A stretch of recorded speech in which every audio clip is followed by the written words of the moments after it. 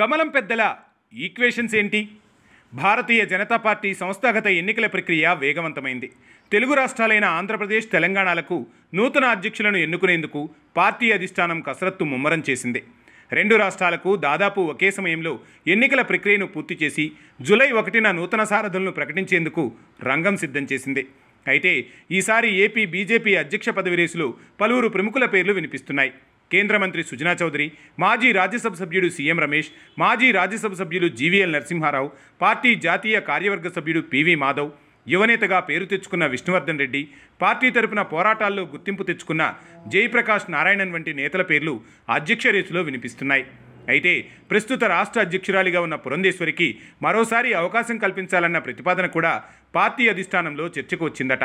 ఆమె పదవీకాలంలో party vote bank క్రమంగా పెరిగిందన్న వాదన ఉంది.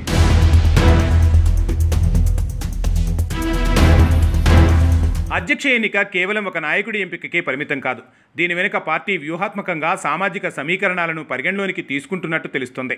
ముఖ్యంగా ఏపీ, తెలంగాణ రాష్ట్రాల్లో వేరువేరు సామాజిక వర్గాల ప్రాతినిధ్యం బలోపేతం చేసేందుకు భారతీయ జనతా పార్టీ శ్రద్ధ చూపుతోంది. కాపు, వెలమ, బీసీ, రెడ్డి, బ్రాహ్మణ సామాజిక వర్గాలకు చెందిన నేతల పరస్పర మద్దతు వంటి అంశాలపై కేంద్ర నాయకత్వం లోతుగా విశ్లేషిస్తోంది. రాష్ట్రంలో పార్టీ స్థిరత్వానికి బలోపేతం దిశగా అధ్యక్ష ఎంపిక కీలకంగా మారింది. వచ్చే స్థానిక సంస్థల ఎన్నికలు, ఆపై జరిగే 2029 అసెంబ్లీ ఎన్నికల దిశగా పార్టీని నడిపించే నేతను ప్రెసిడెంట్గా ఎన్నుకునే అవకాశం ఉంది. దగ్గుపాటి పురంధేశ్వరిని తిరిగి కొనసాగిస్తారని అంటున్నారు. ఆమె 2023 జూలైలో బాధ్యతలు స్వీకరించారు. భారతీయ జనతా పార్టీ నియమావళి ప్రకారం 2 ఏళ్ల పాటు అధ్యక్ష పదవిలో ఉంటారు.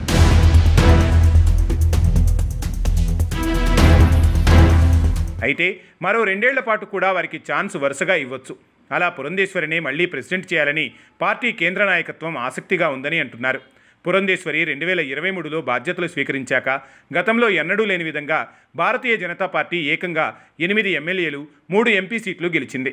ఇక ఎన్డీఏ ప్రభుత్వం ఏపీలో వచ్చింది. దాంతో 2 ఏపీ నుంచి రాజ్యసభకు వెళ్లారు.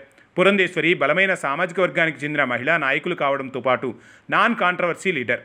ఇక కేంద్ర మంత్రిగా పనిచేసిన పురంధేశ్వరి ఎన్టీఆర్ కుమార్తె. ఆ ఇమేజ్ కూడా ఆమెకు ఉంది. ఏపీలో కూటమి పార్టీల మధ్య మంచి సయోధ్య ఉంది. దాన్ని అలా కొనసాగించేలా ఆమె చూస్తున్నారు. ఇప్పుడున్న పరిస్థితుల్లో ఆమె కంటే బెటర్ ఆప్షన్ ఎవరున్నారన్న చర్చ కూడా జోరందుకుంది. వచ్చే ఏడాది స్థానిక సంస్థల ఎన్నికలు ఉన్నాయి. దాంతో పొత్తుల వంటి వాటి విషయంలో తెలుగుదేశం పార్టీతో కోఆర్డినేట్ చేసుకోవాలంటే ఆమె అధ్యక్షురాలిగా ఉండటమే బెటర్ అని ఆలోచిస్తున్నారు.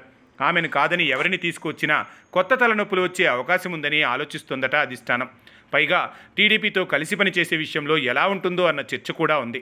ఇక ఏపీలోనూ కూటమి పార్టీలు కూడా ఆమె అధ్యక్షురాలిగా ఉండటం పట్ల సంతృప్తిని వ్యక్తం చేస్తున్నాయట. ఇలా అనేక రకాలైన ఈక్వేషన్స్తో ఆమెకే మళ్లీ ఛాన్స్ దక్కొచ్చన్న టాక్ వినిపిస్తుంది. మళ్లీ చిన్నమ్మకే అధ్యక్ష పగ్గాలు అప్పగిస్తారా, కొత్త నేతకు అవకాశం ఇస్తారా అనేది వేచి చూడాలి.